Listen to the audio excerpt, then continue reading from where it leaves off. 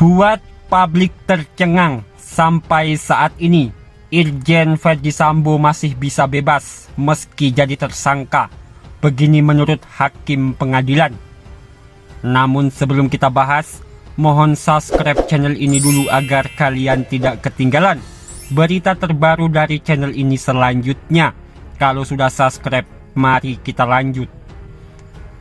Mantan Kadif Humas Irjen Pol Verdi Sambo telah ditetapkan sebagai tersangka dalam kasus pembunuhan berencana terhadap Brigadir J. Meskipun demikian, mantan Kadif Propam ini masih punya kemungkinan untuk dibebaskan. Mengingat dugaan keterlibatan Verdi Sambo dalam kasus Brigadir J ini masih belum dibuktikan lewat persidangan. Demikian pun dengan dugaan adanya pelanggaran kode etik dalam proses olah TKP dengan sengaja menghilangkan barang bukti seperti CCTV. Atas dugaan itu, Irjen Pol Verdi Sambo dan tersangka lainnya yaitu Baradae, Brigadir RR, dan KM.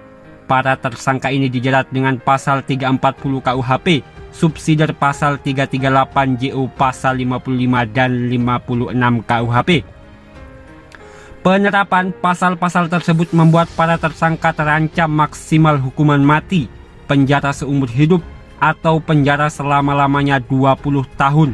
Lantas, benarkah masih ada celah yang bisa membuat Verdi Sambo dibebaskan?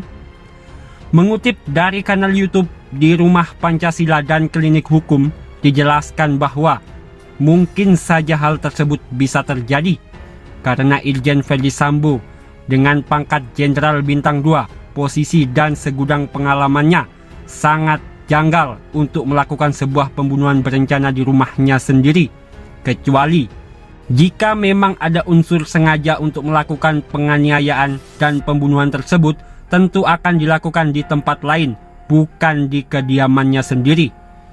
Dengannya, bisa saja aturan hukum yang tepat dengan situasi tak terduga seperti ini adalah pasal 49 KUHP tentang perbuatan pembelaan darurat atau pembelaan terpaksa, yang isinya adalah sebagai berikut.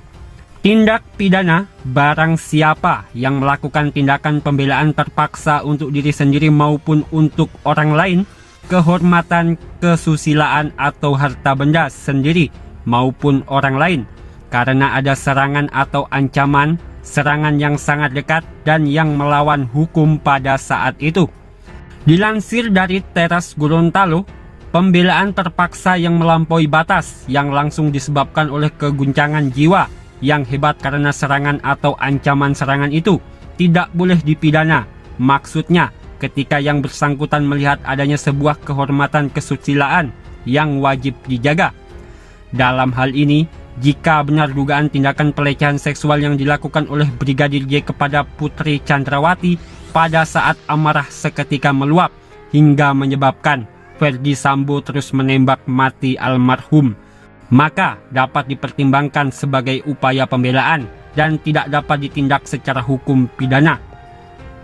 Apalagi sebagian besar barang bukti dan alat-alat bukti di TKP yang diperlukan untuk mengungkap kebenaran kasus ini telah lenyap dan belum ditemukan hingga saat ini. Hakim, jaksa, dan pengacara di muka sidang bisa menganalisa keterangan saksi benar atau tidak dengan cara mencocokkan pada barang bukti dan alat-alat bukti ini, termasuk foto jenazah saat masih berada di TKP, posisi senjata, longsongan peluru, darah, dan lain sebagainya.